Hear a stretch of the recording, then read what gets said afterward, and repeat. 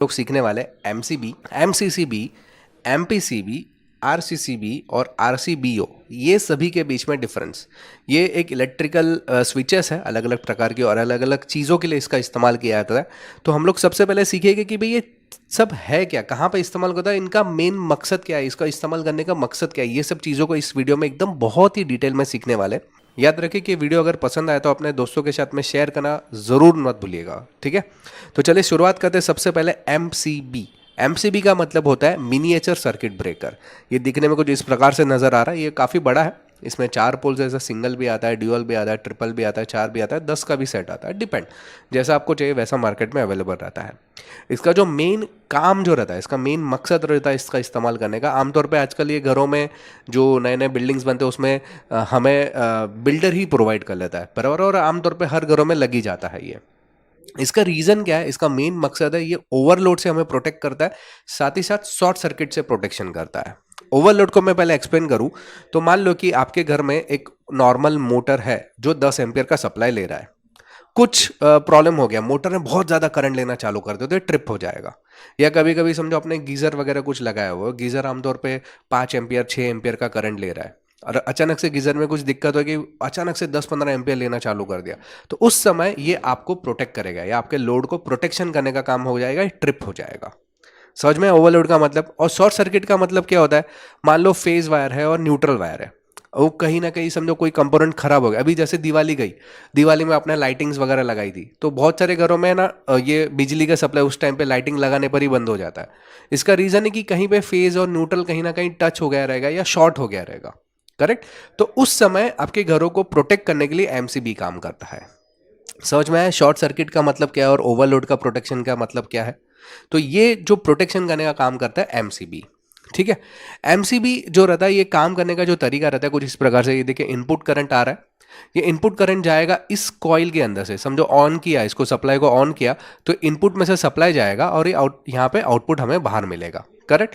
यहाँ पे ये जो दिख रहा है ये कॉइल है, इसको मैग्नेटिक कॉइल भी आप बोल सकते हैं। ये जो हमेशा करंट को टेस्ट करते रहता है, इसकी जितनी कैपेसिटी है उतना ही करंट को आगे भेजेगा। कुछ भी दिक्कत हुई तो अचानक से ऑफ हो जाएगा। तो यही उसका मकसद है, यही उसका काम करने का तरीका है। ओवरलोड या शॉर्ट सर्किट हो गया तो इस तरीके से वो काम करेगा। दूसरी चीज हम लोग देखेंगे एमसीसीबी, यानी कि modulated case circuit breaker. Basically दिखने में एमसीबी के जैसा ही है लेकिन उससे बहुत बड़ा दिख रहा है हमें। क्यों, इसका रीजन है ये इंडस्ट्रियल यूज के लिए होता है। मतलब जो एमसीबी रहता है वो आमतौर पे हमारे घरों वगैरह में इस्तेमाल आसानी से हो जाता है, लेकिन जहाँ पे फैक्ट्रीज है, कंपनीज है, जहाँ पे बहुत ज़्यादा लोड का यूज़ है, करंट सप्लाई जो बहुत ज़्यादा है, वहाँ पे एमसीसीबी का यूज़ होता है। ये बेसिकली हैवी ड्यूटी रहता है।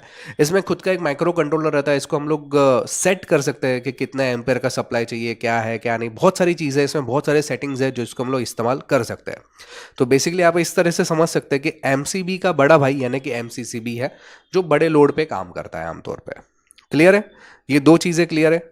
ओके, अभी तीसरी चीज हम लोग देखते हैं वो है एमपीसीबी। एमपीसीबी है motor protection circuit breaker. Basically motor protection है ना, कि मोटर को प्रोटेक्ट करने के लिए सर्किट ब्रेकर है। यहाँ पे डायग्राम देख लीजिए, ये मोटर जैसे ही मैं ऑन करता हूँ तो बहुत ज़्यादा सप्लाई लेगा, करेक्ट। अभी आमतौर पे जो 3 फेज की मोटर है, अगर मैं इसको ऑन करूंगा ना तो समझो 10 एम्पियर की मोटर है, स्टार्टिंग करंट उसका 15 एम्पियर जाएगा, फिर धीरे धीरे वो 10 एम्पियर तक आ जाएगा, लेकिन स्टार्ट होने के लिए उसको ज़्यादा सप्लाई चाहिए रहता है। तो तभी हमारा एमसीबी अगर मैं लगा दूँ तो क्या हो जाएगा, ट्रिप हो जाएगा। उसको बचाने के लिए या उससे निकालने के लिए, मोटर को चलाने के लिए एमपीसीबी का यूज होता है। समझ में, मोटर के लिए कौन सा यूज करते हैं, MPCB, motor protection circuit breaker. ये दिखने में कुछ इस प्रकार से रहता है। यहाँ पे क्या होता है, हम लोग ये नॉब जो है ना, यहाँ से हमारा एम्पियर सेट भी कर सकते हैं। मान लो ये नॉब का क्या काम है, मैं आपको बता दूं कि जैसे आपको मालूम है कि 10 एम्पियर का सप्लाई ले रहा है, लेकिन स्टार्टिंग करंट उसका 12 या 13 एम्पियर है, तो यहाँ पे 12-13 एम्पियर रख दो, तो ये कुछ सेकंड तक 12-13 एम्पियर तक वो हैंडल कर लेगा। उसके बाद भी अगर 12-13 एम्पियर ले रहा है तो ये ट्रिप होगा। समझ में आ रही बात। तो मोटर से प्रोटेक्शन, मोटर को प्रोटेक्ट करने के लिए बेसिकली ये जो है एमपीसीबी यूज होता है। इसके अलावा और एक बहुत ही महत्वपूर्ण काम भी है, क्या, तो अगर 3 फेज की मोटर है, उसमें से एक फेज लूज हो गया या फेजों में ये जो तीनों फेज है उसमें इनबैलेंसिंग हो गया, तभी भी ये मोटर को प्रोटेक्ट करता है। तो काफी हद तक मोटर को डैमेज होने से यानी कि ओवर करंट से बचाने का जो काम करता है वो हमारा एमपीसीबी करता है, जो एमसीबी नहीं कर सकता है। ये MCCB भी नहीं कर सकता। ये केवल और केवल MPCB, यानी जहां पे मोटर का यूज करना है तो वहां पे MPCB यूज होता है। समझ में आई बात। इसके बाद बहुत ही इंपॉर्टेंट जो है वो RCCB। लेकिन समझो टोस्टर लगाया, जो ब्रेड टोस्ट करता ना, वो टोस्टर लगाया और आपने गलती से उस टोस्टर को छू लिया, या उधर समझो टोस्टर में कुछ दिक्कत हुई और उसने अर्थिंग पे करंट डाल दिया, तो उस समय ये RCCB प्रोटेक्शन करेगा। चलो डायग्राम में दिखा देता हूं। मान लो ये RCCB है। ये क्या देखता है, जो फेज जो करंट अंदर जा रहा है सर्किट में, लोड पे जा रहा है, वो चेक करेगा, और न्यूट्रल से कितना करंट आ रहा है वो चेक करेगा। समझ में आ रही बात। अगर इन दोनों के बीच में उसको डिफरेंस नजर आया तो ट्रिप हो जाएगा। डिफरेंस क्यों नजर आएगा? मान लो कि फेज में आपने गलती से हाथ लगा दिया, तो करंट जो है आपकी बॉडी से जाना चालू हो जाएगा, तो उसको प्रोटेक्ट करने के लिए खुद को ट्रिप करेगा। यानी जहां पे यहां पे इनबैलेंस हुआ, खुद को ट्रिप कर लेगा। कभी कभी ऐसा होता है कि यहां पे जो लोड है वो अपना फेज और न्यूट्रल परफेक्ट चल रहा था, अचानक से उसने अर्थिंग पे करंट डाल दिया। यहां पे देखो अर्थिंग पे करंट आ गया, जैसे अर्थिंग पे आ गया तो ये ओपन हो जाएगा सर्किट प्रोटेक्ट करने के लिए। यानी कि जहां पे एक्स्ट्रा सप्लाई ना जाए या करंट के लॉसेस को बचाना है, वहां पे हम लोग RCCB का प्रयोग करते हैं। ये बेसिकली, लेकिन इसकी एक ही दिक्कत है, इसमें ओवरलोड और सर्किट प्रोटेक्शन यानी कि शॉर्ट सर्किट प्रोटेक्शन नहीं है। समझ में आई बात। ये क्या करता है, इलेक्ट्रिक शॉक से जरूर प्रोटेक्ट करता है, लेकिन ओवरलोड प्रोटेक्शन नहीं है, यानी कि बहुत ज्यादा करंट जा रहा है तो उसको प्रोटेक्ट नहीं करेगा, या शॉर्ट सर्किट हो गया कोई सर्किट में तो ये उसको प्रोटेक्ट नहीं करेगा।